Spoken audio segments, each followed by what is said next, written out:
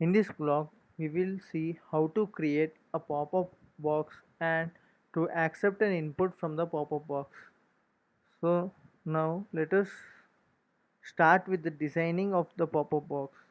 So here you can see this is the design which we have made for our box here. So I have provided an image, a heading, and here you can see an edit text with two buttons here. So we can provide the user input using this edit text, and here in the main activity, so we have provided the design like a heading and a button to open this particular pop-up box which we have designed just now.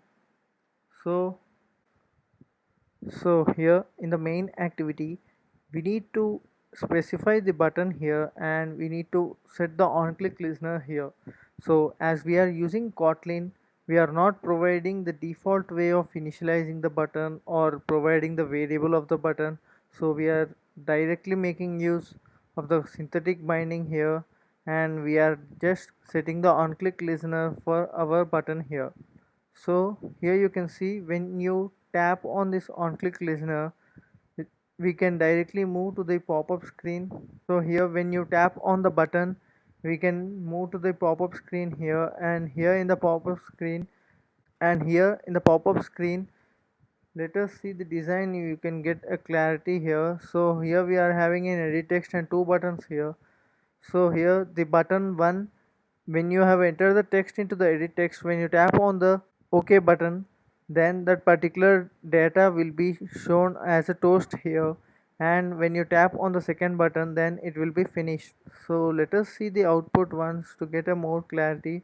So when we tap on the button, an alert box kind of box is being loaded, and here when you enter some information and when you tap on the OK button, you can see the toast here, your name.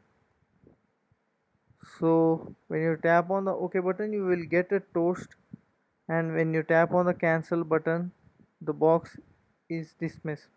So in this way you can make a pop-up box and accept the user input. So the code for this tutorial is available in the description section below, and if you are having any queries, do let me know in the comment section below.